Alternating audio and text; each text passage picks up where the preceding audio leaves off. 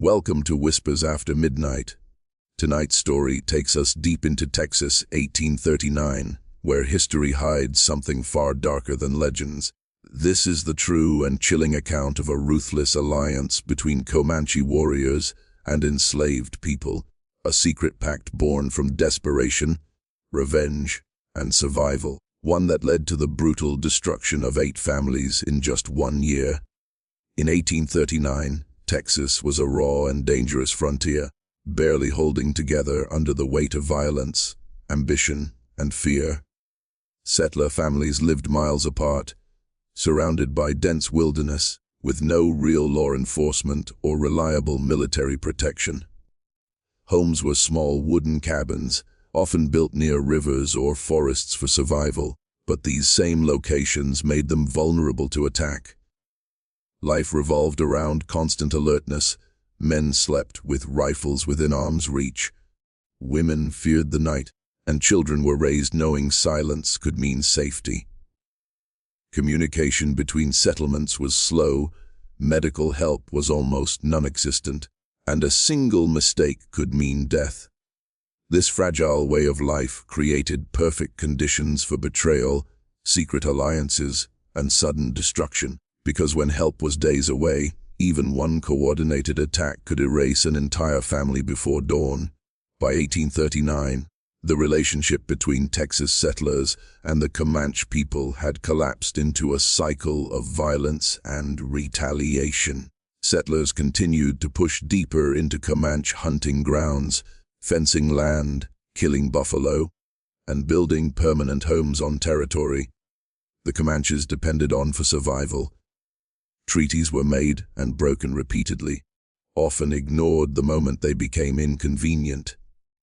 From the Comanche perspective, these settlers were invaders who brought disease, destruction, and endless encroachment.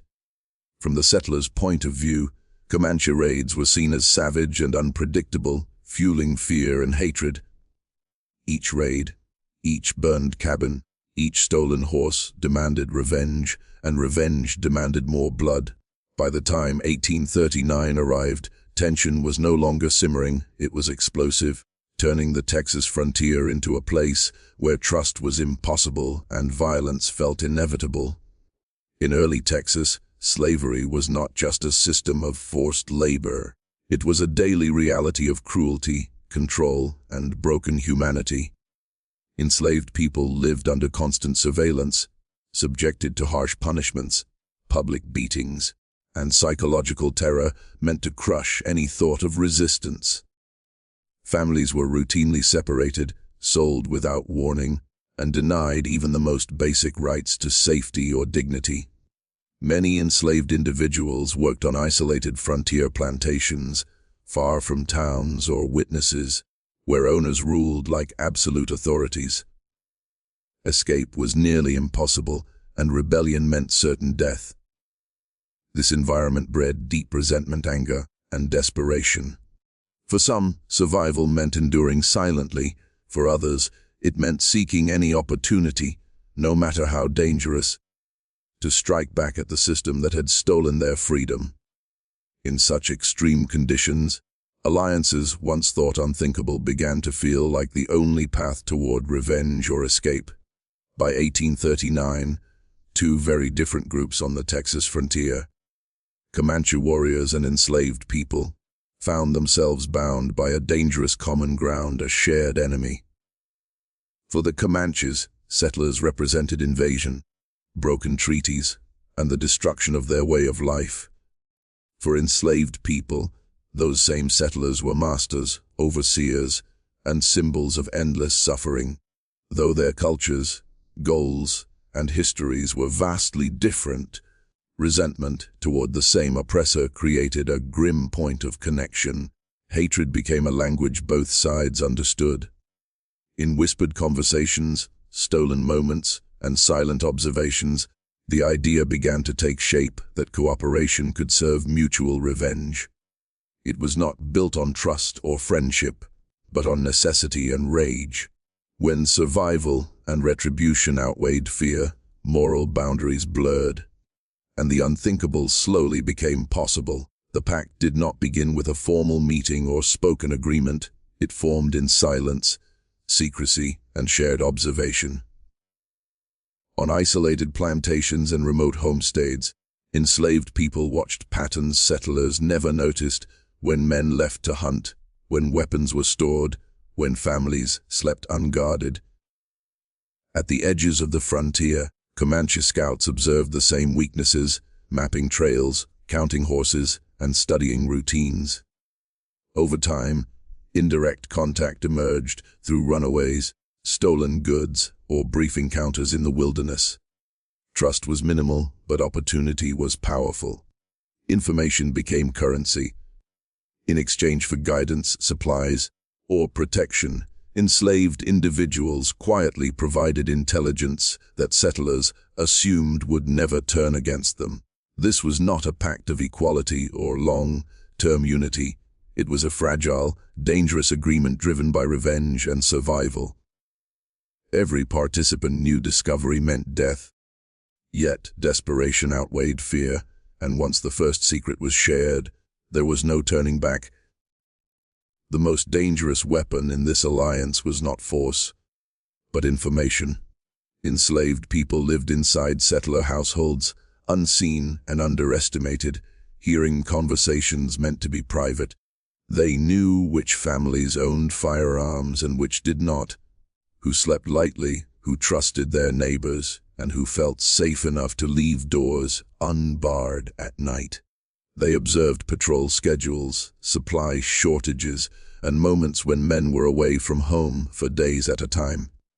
This intelligence moved quietly, from whispered warnings to subtle signs left along trails, from trusted intermediaries to fleeting encounters beyond plantation boundaries. To the Comanches, this knowledge transformed random raids into calculated strikes. Attacks were no longer based on chance. They were precise, timed, and devastating. Settlers believed their greatest threat came from the wilderness beyond their fences, never imagining that the most critical details of their lives were being carried out from within their own homes. Once intelligence was gathered, the focus narrowed to the most vulnerable targets: isolated settler families living far from towns, militias, or neighboring help. These homesteads were often chosen not for wealth, but for distance and silence. Families who lived days apart from others, who lacked adult sons, or whose men were frequently absent, became prime targets. The alliance understood that isolation meant no witnesses and no immediate retaliation. Trails leading to these homes were studied, escape routes planned, and surrounding terrain memorized. Attacks were timed for moments when resistance would be weakest, late at night, during storms, or when families believed themselves safe. What made these strikes especially devastating was their precision. There was no warning, no random violence, only deliberate selection. In a frontier where survival depended on community, isolation became a death sentence, and families who believed distance meant safety learned too late that it made them invisible. The attacks almost always came at night, when darkness erased warning and fear spread fastest. Under cover of silence, Comanche warriors moved with practiced precision, using the terrain they knew better than any settler ever could. Dogs were avoided or silenced, horses were led away before they could panic, and escape routes were already secured. Families were caught in their most vulnerable state, sleeping, unarmed, unaware. The element of surprise was absolute. By the time alarms were raised, if they were raised at all, it was already too late. Cabins were overrun in minutes, resistance crushed, before it could organize. These raids were not chaotic bursts of violence. They were calculated and swift, designed to leave no chance for defense or pursuit. By dawn, the attackers were gone, leaving behind destruction, unanswered questions, and a frontier gripped by terror, wondering how such precision could have been possible. After the raids, Nothing was left standing to signal safety or survival. Cabins were burned to the ground, supplies destroyed, livestock slaughtered or driven away, and tools rendered useless. These homesteads were not just attacked, they were erased. Fire ensured that even if someone survived, there would be nothing to return to, no shelter, no food, no means to rebuild quickly. The destruction sent a message far beyond the targeted families. This land was no longer secure. Ashes replaced homes, and smoke lingered as a warning visible for miles. Neighbors who arrived later found only scorched earth and silence, unable to tell how many had died or where the attackers had gone. In a frontier where survival depended on self-sufficiency, the complete annihilation of a homestead meant more than loss of life. It meant the permanent removal of a family's future, wiped out in a single night. Within a single year, the consequences of the alliance became horrifyingly clear. 8 settler families, men, women, and children, were completely wiped out, leaving no survivors to tell their stories firsthand. These were not isolated deaths or scattered casualties. Entire bloodlines vanished from the Texas frontier. Names disappeared from land records, voices vanished from communities, and cabins that once held life became empty scars on the land. In some cases, neighbors only realized something was wrong when weeks passed with no signs of movement or smoke from chimneys. What made these losses especially chilling was the pattern, too precise, too repeated to be coincidence. Fear spread as settlers understood that these were not random acts of frontier violence, but something organized and deliberate. By the end of the year, the message was unmistakable. Even established families, even those who believed themselves secure, could be erased without warning, leaving behind only questions history would struggle to answer.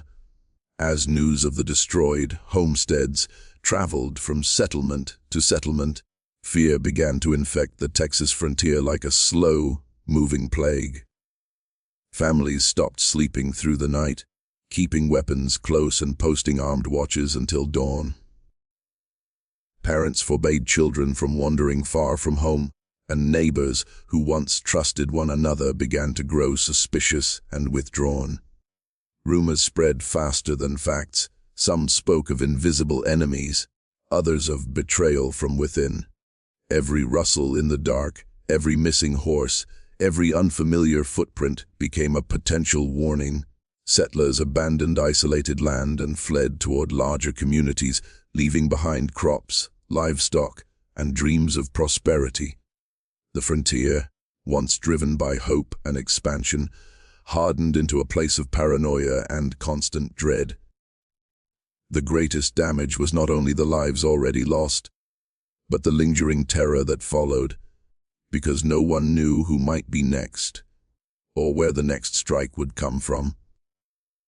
As fear tightened its grip on the frontier, something even more damaging began to unravel: trust. Settlers, who once relied on one another for survival, now questioned everyone around them. Neighbors wondered who might be leaking information, who knew too much about daily routines, or who had been strangely absent before an attack. Enslaved people, already dehumanized by the system of slavery, came under harsher suspicion and punishment, deepening divisions and resentment. Even within families, paranoia grew. Silence was interpreted as guilt, and coincidence as conspiracy. Community cooperation weakened as settlers focused inward, guarding secrets rather than sharing them. This breakdown of trust crippled any unified response to the violence. Without solidarity, the frontier became fragmented and vulnerable, exactly the condition that allowed such destruction to continue. In the end, the alliance didn't just destroy homes and families, it shattered the fragile social fabric holding the frontier together. What we know about this ruthless alliance does not come from legend or rumor alone, but from fragmented historical records, and the few survivor accounts left behind. Frontier reports, military correspondence, abandoned land claims, and settler diaries all point to a disturbing pattern of coordinated attacks rather than random violence. In some journals, settlers expressed confusion over how raiders knew exact timings, weapon locations, and household weaknesses. Other records mention increased punishment and interrogation of enslaved people after attacks, revealing the growing suspicion settlers had, but rarely admitting the full truth. Survivors from nearby settlements spoke of arriving too late, finding burned cabins, and no signs of struggle beyond what happened in minutes. Because many entire families were killed, their stories ended with them, leaving historians to reconstruct events through absence, missing names, empty properties, and sudden silences in records. These gaps themselves became evidence, quietly confirming that something organized and deeply unsettling had taken place on the Texas frontier in 1839. Over time, this alliance faded into the margins of history, deliberately softened or ignored, because it complicated simple narratives of good and evil. Frontier violence was easier to explain as random raids or inevitable conflict, rather than acknowledging a coordinated pact born from oppression, desperation, and shared hatred. The voices of the enslaved were never preserved in official records, and the Comanche perspective was often dismissed or distorted by settler accounts. What remained was an incomplete version of events, one that erased uncomfortable truths about betrayal from within and the consequences of systemic cruelty. As decades passed, land was resettled, towns were built, and the ashes of destroyed homesteads were covered by progress. But the reality did not disappear, it was buried. This forgotten truth serves as a reminder that history is not only written by survivors, but also shaped by what societies choose to forget, especially when the truth is too dark to confront.